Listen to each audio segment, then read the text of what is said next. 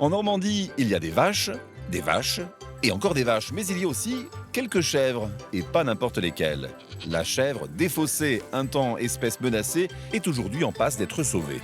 Ça passe par des passionnés comme nous qui commencent par une chèvre il y a une dizaine d'années et qu'on en ont une quarantaine au bout de 10 ans. L'espèce originaire de l'ouest de la France a su développer toutes les qualités pour s'adapter au climat local, doux et humide. Dans le Cotentin, elle a même trouvé une seconde vie avec l'éco-pâturage. Elle est en effet une excellente débroussailleuse. Vous allez voir que certaines communes ont déjà tenté l'aventure. On a envie de montrer que l'on peut faire des choses bien, différemment de ce que l'on voit actuellement. Une solution écologique, économique et tellement sympathique. En plus, l'intérêt, c'est d'avoir des animaux, de les regarder tous les jours. Moi, je trouve ça agréable. Viens. Allez, viens par là. Si je peux te mettre là, mange des ronces.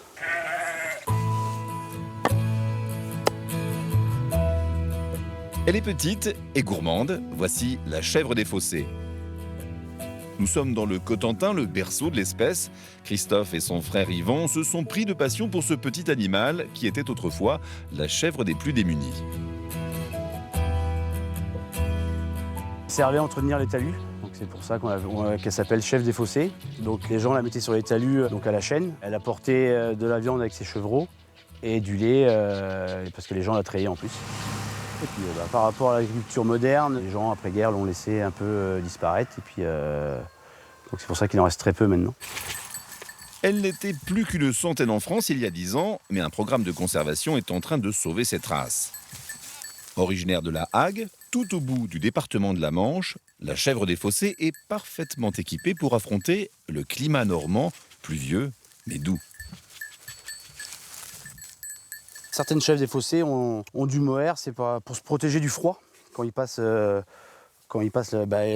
l'hiver dehors en fait. Donc ils ont de la laine, donc on voit.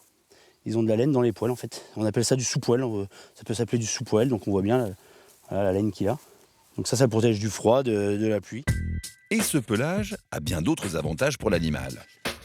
Le poil long fait qu'elle est assez bien protégée des ronces et elle est reconnue comme très bonne débroussailleuse, entretient des espaces. On se dit pourquoi pas en faire profiter les autres et en même temps valoriser cette race-là. D'où l'idée de redonner toute sa valeur à la chèvre défaussée grâce à l'éco-pâturage. On le prépare pour demain parce qu'il s'en va en location pour faire de l'éco-pâturage en entretien d'un talus. C'est l'option qu'a choisie la commune de Condé-sur-Vire, à 10 km de Saint-Lô. En juin dernier, 5 chèvres défaussées ont pris possession d'un terrain désaffecté au cœur de la ville. Pour le maire, le petit animal évoque de tendres souvenirs d'enfance. On avait une chèvre comme animal de compagnie en fait. Donc, elle nous accompagnait partout où on allait faire les travaux de la ferme, notamment lorsqu'on allait ramasser les pommes, elle venait avec nous et jouait avec nous comme un chien. Aujourd'hui, les chèvres ont retrouvé tout leur attrait. Louées pour quelques semaines ou plusieurs mois, elles grignotent les mauvaises herbes, économiques et écologiques. Ça nous permet à la fois d'entretenir une zone qui était compliquée à entretenir par nos agents et en même temps de pouvoir le faire sans utiliser de produits chimiques, sans utiliser de matériel. On avait une prairie avec de l'herbe qui était haute comme ça, qui était prêt à faucher pour faire du foin. Et voilà le résultat seulement 2 mois après. Ce qui veut dire que sur un lieu comme celui-ci, on arrive à garder un terrain relativement propre tout en conservant la flore et la faune. Alors que lorsque effectivement l'herbe est entièrement fauchée par des engins mécaniques, eh bien on rase tout. Plus silencieuses aussi que les engins traditionnels, les chèvres ont tout de même quelques inconvénients. Au début, c'est vrai qu'on a eu quelques chèvres qui ont joué les filles de l'air, parce qu'il y a des particuliers qui ont retrouvé des chèvres chez eux, aux alentours donc, de la zone ici, et qui du coup m'ont dit peut-être que c'est une bonne idée pour entretenir le terrain chez nous, pourquoi on ne ferait pas appel aussi à des chèvres. Venez, mes mères, allez. Des particuliers testent eux aussi l'éco-pâturage. Parmi les pionniers, Marie-France, qui accueille depuis cet été de nouveaux voisins à Corne. Allez. Et depuis, Marie-France n'y trouve que des avantages. J'ai une débroussailleuse, mais bon, je sais quand je la passe, c'est du carburant, c'est du bruit. La tondeuse, c'est pas possible, il fallait que j'achète du matériel. Donc un animal, c'est quand même plus sain, et puis c'est plus agréable, et puis c'est plus naturel. Résistante au crachin normand, la chèvre ne craint pas non plus la chaleur. Et cet été particulièrement chaud dans la Manche a eu valeur de test.